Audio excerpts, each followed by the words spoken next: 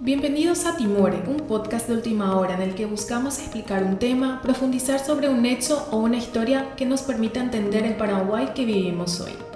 Soy Lida Duarte y en esta oportunidad te presentamos la segunda parte del episodio en el que hablamos con el presidente del Círculo Paraguayo de Médicos, Jorge Rodas, acerca de la excesiva cantidad de carreras de medicina habilitadas en Paraguay.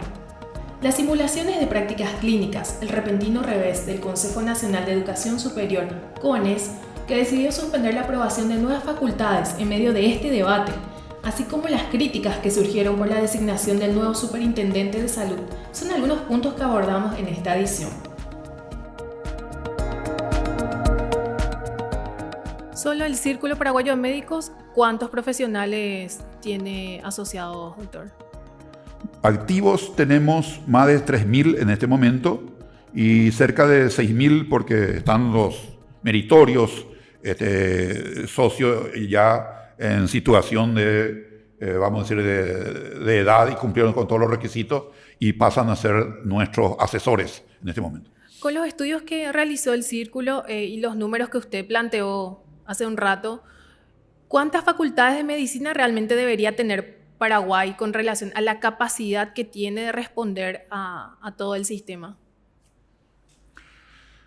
Yo no quiero contestarle directamente en número, pero déjeme explicarle lo siguiente. En principio, y con un enfoque objetivo, teniendo en cuenta los requerimientos académicos para la formación médica, este es un requerimiento no solamente nacional, también regional e internacional. Las facultades de medicina, o las carreras de medicina, porque todas las carreras de medicina hoy día funcionan en una facultad, de ciencia de la salud, de ciencia médica, que tiene otras carreras. Las carreras de medicina deben contar con un hospital escuela. ¿Me entienden? Si tenemos 44 carreras de medicina, tenemos que tener 44 escuelas de medicina, doctor. Deberían de tener cada carrera, y vamos a tomar como ejemplo la Facultad de Medicina de la Universidad Nacional de Asunción, ya que es la manera más sencilla de garantizar la formación de los médicos, se realiza cumpliendo con las condiciones mínimas de calidad. Este hospital escuela que tiene que tener recurso humano.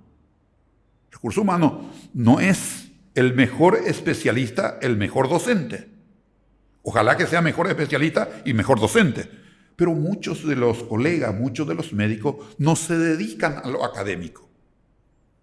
¿Me entiende? Se dedican exclusivamente a la disciplina. Son grandes cirujanos, indiscutibles, referentes mundiales, pero no se dedican a este tema. No son recursos humanos, en este caso para la formación médica.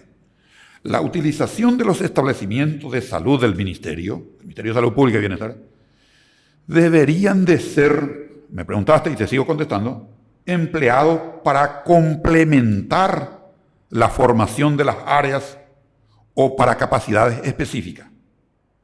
Se necesita hospital escuela, ya que ninguna de las dependencias del Ministerio de Salud está diseñada para servir de campos clínicos de práctica. Como tales, se adaptan a las necesidades de las unidades académicas, me refiero a las carreras de las universidades. Ninguno fueron diseñados para campos clínicos de práctica, por eso Hospital Escuela tiene otro requerimiento, ya en el momento del diseño de un hospital. Esto como consecuencia que trae, lo que varias veces dijimos en público, y vuelvo a decir con usted, las simulaciones de las prácticas clínicas, las simulaciones sobre pacientes, de parte de los estudiantes y por supuesto con la anuencia de los instructores. Por ejemplo, donde siempre menciono, donde están practicando 7 carreras de medicina y lógicamente no alcanzan ni para 2 ese lugar, y entonces ¿qué hacen? ¿A qué me refiero cuando digo que simulan?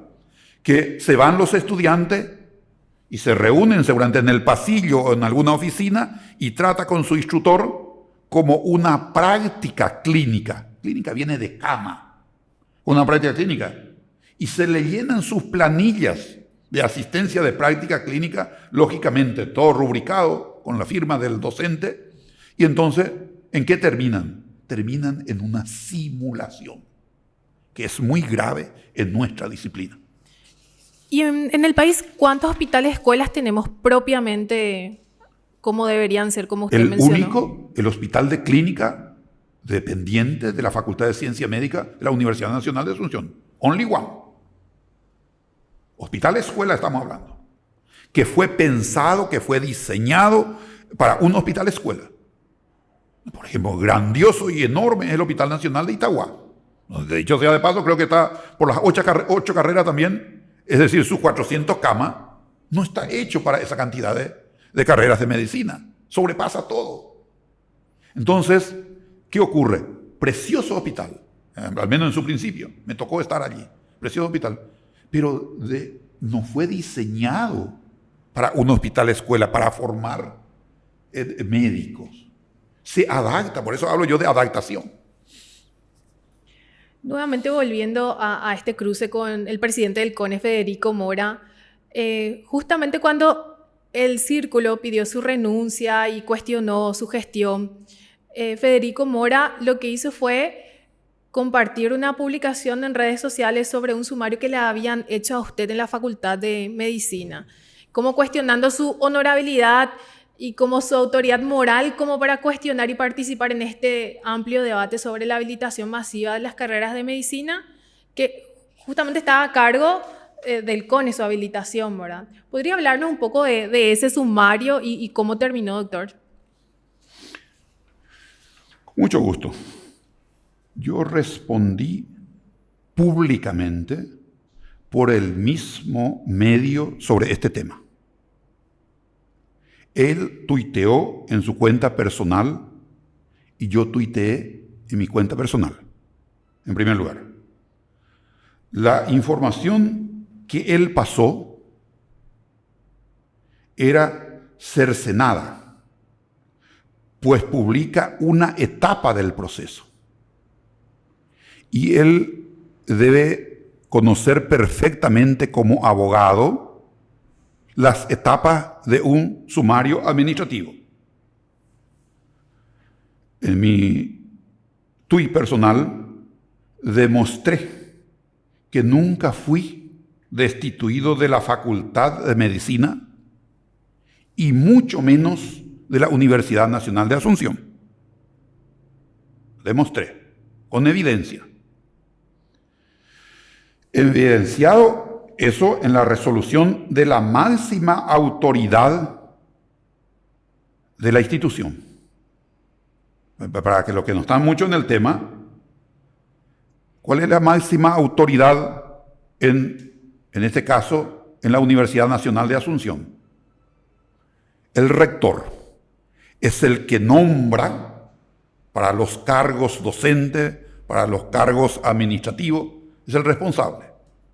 Las facultades de medicina, que pues tiene derecho a tener sus conflictos domésticos, sus conflictos, pueden proponer, vamos a decir, un sumario, llevar adelante un sumario, pero quien debe rubricar es el rectorado de la Universidad Nacional. Es decir, un caso de un sumario como este tuvo que haber llegado al rectorado para la decisión, la propuesta que publicó, en este caso, el presidente del CONES.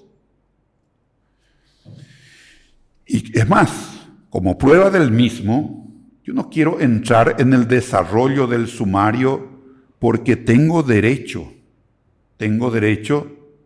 a decir de que ya fui juzgado.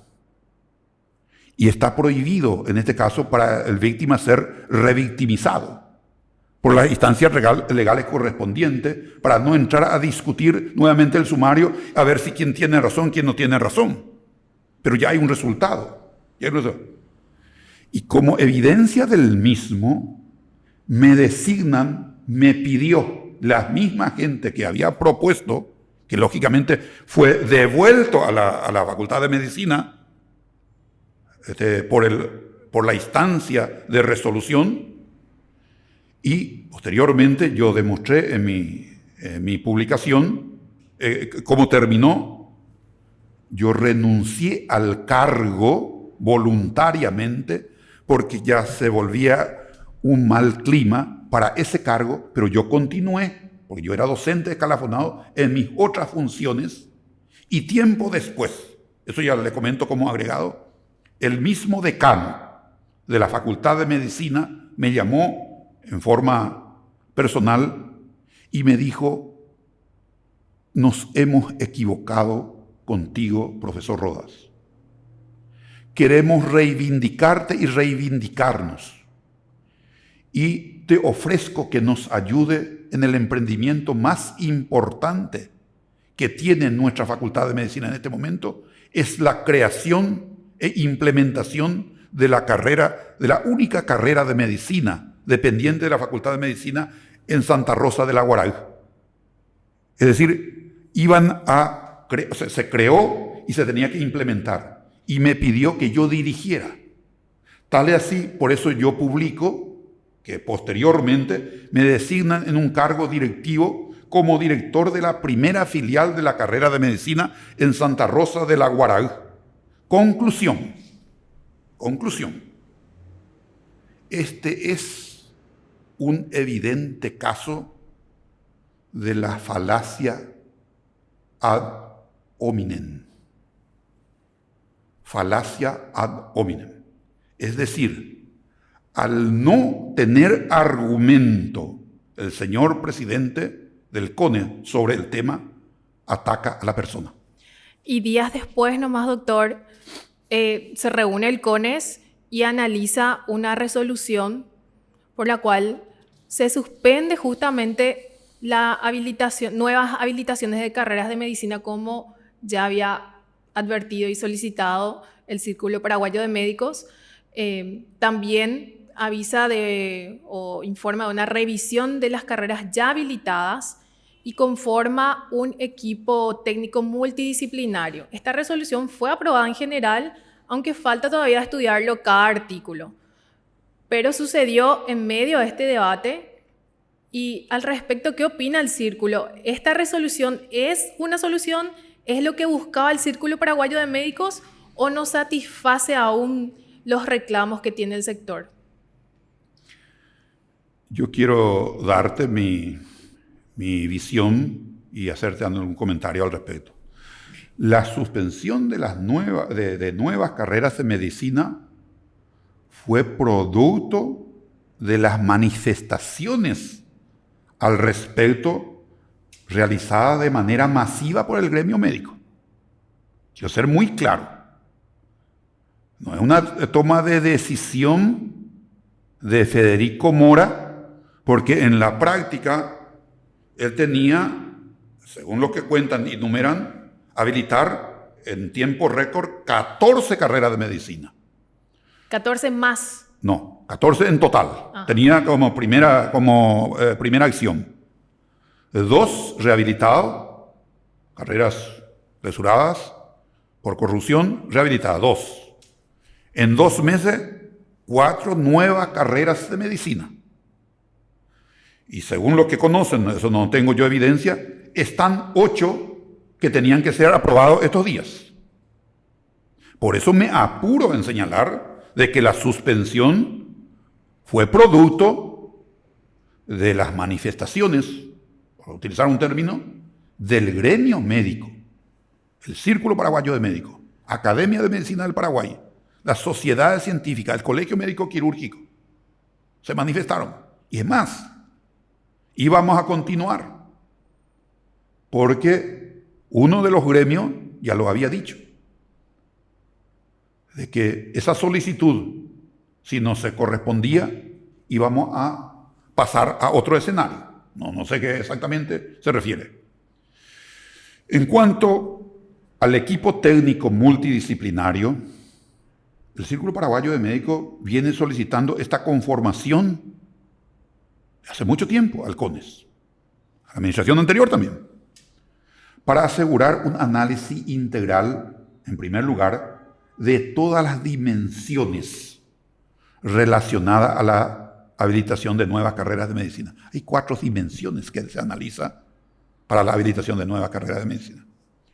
No obstante, y quiero que se entienda bien esto, esperamos desde el Círculo Paraguayo de Médicos, como alguien dijo alguna vez, conmigo o sinmigo, que no se repita lo acontecido meses pasados por el Círculo Paraguayo de Médicos. Cuando días de haber recibido el Círculo Paraguayo de Médicos una invitación para acompañar el análisis para la habilitación de una nueva carrera, nos sorprendió el CONES, nos sorprendió su presidente, que la misma fue habilitado por el CONES antes de que el Círculo Paraguayo de Médicos emitiera su parecer al respecto. Voy a explicar un poco mejor. Nos llega el 20 de diciembre una nota formal donde nos solicita en la nota acompañar la habilitación de una carrera nueva que estaba funcionando con orden judicial y nos envía en un drive, todos los documentos relacionados al mismo. Cuando empezamos a mirar preliminarmente y 3 días después nos fuimos hasta el local del Círculo, hasta el local del CONES, ¿cuál sorpresa? Nos avisa de que acababa de terminar una sesión del CONES en donde ya aprobaron. Pero quiero agregar esto. Si nosotros evaluáramos esa carrera académicamente, no tenía las más mínimas condiciones para habilitar. Por eso, este ruego que tenemos ahora de que no se convoque a un equipo técnico y se repita lo que ocurrió con el Círculo Paraguayo de Médicos. Es decir, son situaciones muy fuertes a la que se llegó. Por eso nos consideramos, y ustedes me van a explicar después lo que significa, pero voy a decir, había sido convidado de piedra. Claro, se nos convoca para participar, pero no para considerar, porque evidentemente nosotros íbamos a cumplir la guía de habilitación que tiene su exigencia académica y de ninguna manera esta carrera estaba ofreciéndole su campo de práctica en un establecimiento de salud donde ya están practicando 7 carreras. ¿Dónde más va a entrar? Por utilizar un ejemplo. Por otro lado, doctor, otro tema que preocupaba al sector hace una semana nomás también es la designación que hizo el Poder Ejecutivo en la Superintendencia de Salud. Allí designó al doctor Roberto Carlos Melgarejo y nuevamente el Círculo Paraguayo de Médicos rechazó esa designación. ¿Cuál es la función que cumple el Superintendente de Salud y por qué el gremio médico se opone a esta designación? La función del superintendente es controlar la calidad de los servicios de salud que se ofrece a la comunidad en establecimientos públicos y privados. Es el órgano contralor del área de salud. Cuando hablamos de privados y públicos, nos referimos a Ministerio de Salud, IPS, Fuerza Armada, policiales, las privadas, los sanatorios, las prepagas y mixto. Por ejemplo, la Cruz Roja es mixta. La Superintendencia de Salud depende del Comité Ejecutivo del Consejo Nacional de Salud. Es muy probable ni que conozcan de oído ustedes porque no como pensaban, que dependía del Ministerio de Salud. La Superintendencia de Salud depende del Comité Ejecutivo del Consejo Nacional de Salud, conformado este comité por representantes del ministerio, donde la ministra o el viceministro funge de presidente en ese órgano colegiado. Si lo delega, por supuesto, al viceministro, representante de IPS, representante del sector privado, de las gobernaciones, Ministerio de Hacienda, OPACI y representante del gremio médico, en este caso, por ley, el Círculo Paraguayo de Médicos. Este es el comité ejecutivo. Vamos a empezar por ahí. En este momento, el comité ejecutivo está trabajando en la construcción del reglamento del concurso para la selección o elección del nuevo superintendente, considerando que el mandato anterior, donde estaba el doctor Mendoza, feneció el 11 de septiembre del año 2022. Y la ley de superintendencia, hay una ley, no es que de acuerdo a nuestro entender nomás actuamos, prevé que en caso de registrarse la acefalía en el cargo, como ocurrió en este caso, el interinazgo debe pasar a cargo del director de control de instituciones, que es una dirección que funciona dentro de la superintendencia. O sea, está muy claro, está prevista en la ley precisamente esta situación. Este proceso no se cumplió en esa superintendencia, permaneciendo el anterior superintendente con ya mandato vencido en el cargo de superintendente irregularmente. Por lo que el Círculo del Médico, al constituirse en el comité ejecutivo de esta nueva administración, solicitó una reunión extraordinaria para la designación del interino, de acuerdo a lo que está dispuesto en la ley, ¿verdad? Sin que sea atendido esta solicitud. Este pedido se volvió a solicitar ya en carácter de urgimiento a la presidenta del comité ejecutivo, que es la ministra, porque ella integra el comité y preside el comité. La señora ministra ni en este urgimiento no nos dio ninguna respuesta. Cosa que por ahí estamos dudando de que le haya llegado nuestra nota, porque hay unas cuestiones allí que en algún momento vamos a aclarar del por qué tenemos esta sospecha. Para sorpresa de todo el comité ejecutivo, no solamente luego del Círculo Paraguayo, hace pocos días el Ministerio de Salud Pública unilateralmente solicita al presidente de la República la promulgación de un decreto, para nombrar un superintendente en carácter interino al señor Roberto Melgarejo, que posiciona al presidente de la República en una situación que roza lo ilegal, porque está sustentado en una solicitud del Ministerio de Salud Pública, que no es la instancia con la atribución ni competencia para realizar esta solicitud. Ergo, es nulo el decreto y por consiguiente todo acto que realice el superintendente interino designado en estas condiciones. Es muy grave esta situación. El Círculo entonces no va a acatar cualquier decisión que tome el actual superintendente de salud. No puede acatar nadie, porque al recurrir de nulidad, al recurrir que el acto de designación, la normativa que rige prevé otra cosa, no es muy complicado ni para gente inteligente esto. Un acto nulo produce hechos nulos. Y es más, yo diría por una cuestión de imagen. Desde luego que vamos a solicitar, vamos a ver si nos hacen caso, una reunión extraordinaria para tratar el comité ejecutivo que preside la ministra.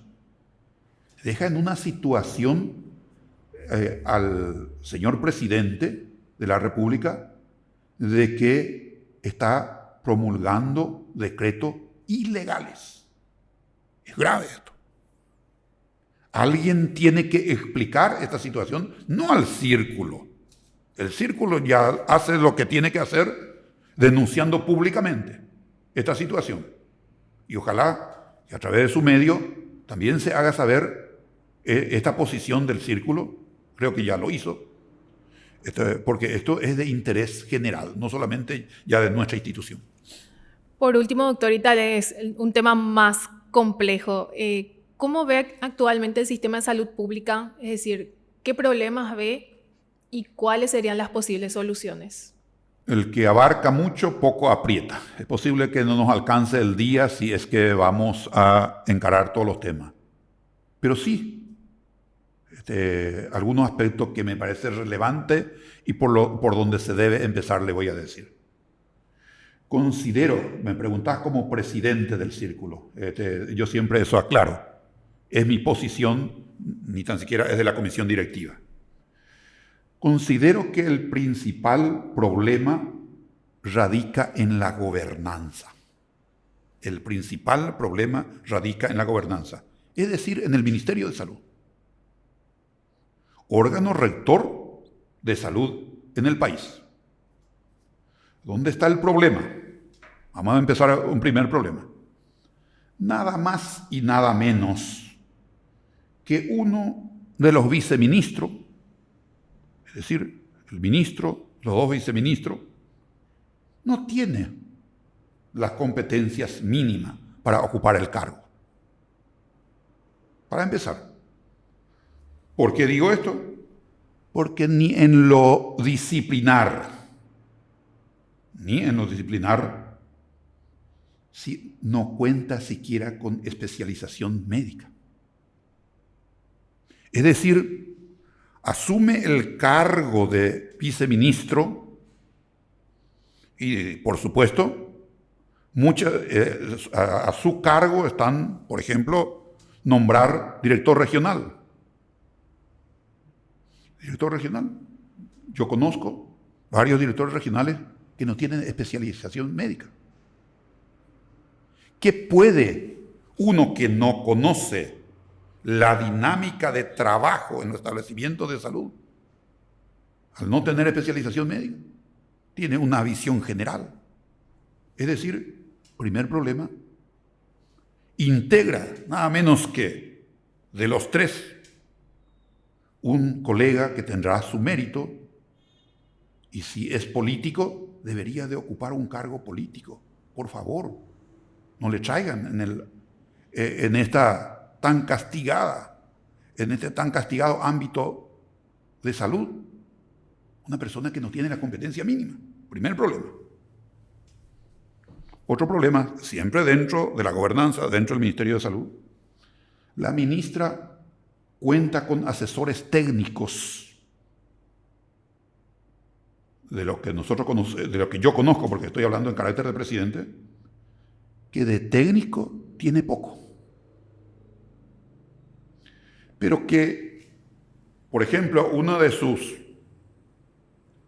llamémosle sus productos, convierte a los organismos colegiados, por ejemplo, del que estábamos hablando, instaurado por ley, organismos instaurados por ley, porque el Comité Ejecutivo, el Consejo Nacional de Salud, son organismos instaurados por ley. Este asesor convierte en organismo de maletín, manejado, por supuesto, como gerente por una sola persona. Le explico bien. Habrán escuchado ustedes de que las empresas de maletín, que de repente concursan en licitaciones públicas, vos preguntás el lugar físico de la empresa donde trabaja y no tiene. Si no tiene un gerente, seguramente en su maletín y en el coche, porque no tiene un lugar físico. ¿Qué se da en este momento en el Ministerio de Salud?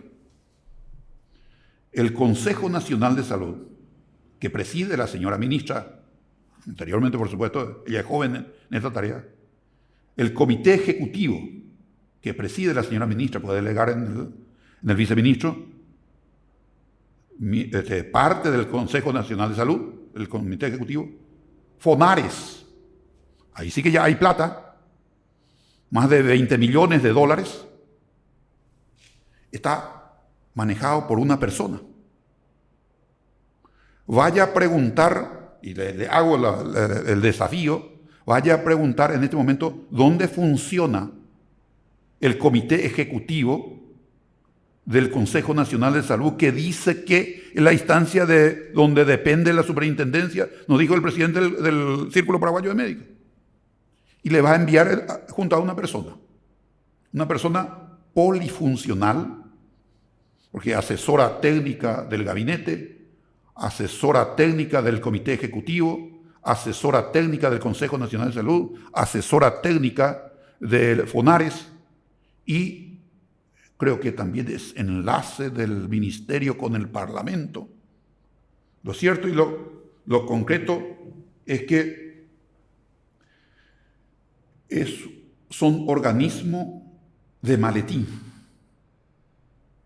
Es un organismo de maletín manejado, llamémosle por una gerente, todos. ¿Y qué se puede esperar en esas condiciones? Un punto que había señalado, de lo que me preguntaste, cómo se pueden resolver. Como segundo punto, falta un órgano de control neutral de los servicios de salud que se ofrece a la comunidad, que debe ser la superintendencia. Pero ¿qué ocurre? Le voy a decir qué ocurre. En este momento, capitaneada por esta persona, domestican a la superintendencia de salud y pasa a ser como una dependencia del Ministerio de Salud. Porque incluye luego dentro del presupuesto del presupuesto de la superintendencia, se ejecuta en el ministerio. Y acá voy a decir algo que seguramente le va a llamar la atención a todos. Al no haber un órgano de control, se evidencia como evidencia del mismo que el 99% de los establecimientos de salud dependientes del Ministerio de Salud Pública y Bienestar Social no están habilitadas para su funcionamiento. De cumplirse la ley de superintendencia, estos establecimientos de salud que no están habilitados deberían de ser clausurados hasta tanto que cumplan con los requerimientos establecidos para su habilitación, que se le exige a rajatabla al sector privado, a todo el sector privado del país, que solamente cubre el 10% de las necesidades sanitarias, y no se hace lo mismo con el que cubre 90% y más. Es decir, ahí tiene la explicación del por qué se busca domesticar, por qué se busca a la medida de una institución tener al superintendente de salud. Porque finalmente no están cumpliendo, y lo que a mí me llama la atención, ustedes son jóvenes, me llama la atención que la nueva gestión, siendo joven, repita viejos vicios. Porque esto lo venimos haciendo, lo venimos plagueando desde hace mucho tiempo. Y es más, ustedes tienen la evidencia. Cuando se le nombró a un superintendente de salud, y imagínense lo que hizo el superintendente de salud a los 47 días, se fue a clausurar en el Hospital Central de Previsión Social una internación que se realizaba en el pasillo. Es decir, aportaste durante 30 años y lo que te viene en ese momento es un infarto de miocardio, y llegas allá y se te interna en el pasillo y te morís en el pasillo. Y entonces ese pasillo fue hecho y diseñado para pasillo, no para sala de internación, y mucho menos todavía para la gente que aportaron muchos tiempos justamente para ese momento, por lo menos en el pasillo y en camilla o en silla. Por lo menos nos merecemos lo que nos aportamos toda la vida, una muerte digna en una cama, en una sala de internación, si es que no nos alcanza para ir a otros lugares. Es decir, esa es la situación por lo que nosotros estamos seguros que el ministerio quiere, en este caso, tener bajo su dominio a la superintendencia porque no quiere que le controle. Le controle siendo que el pensamiento, vamos a decir, común, el común de los sentidos nos dice, ellos deberían, como órgano rector de salud, ser ejemplo en estos menesteres. Muchas gracias, doctor, por explicarnos tan detalladamente todo el problema o el debate que rodea al sistema de salud, específicamente en la parte académica y cómo repercute en todo lo demás, que es la atención médica a los pacientes. Muchas gracias. Muchas gracias a ustedes, al medio, de ocuparse por este tema. Y cuando me encuentro con un periodista amigo, siempre les recomiendo dediquen menos tiempo a la farándula y a la política y algunos segundos más a la salud. Muchas gracias.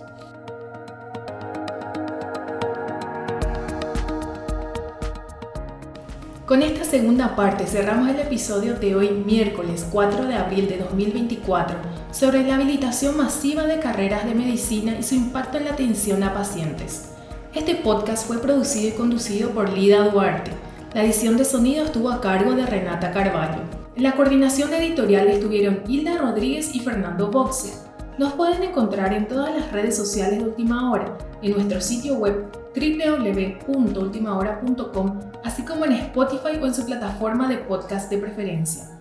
Muchas gracias por escucharnos y hasta el próximo episodio.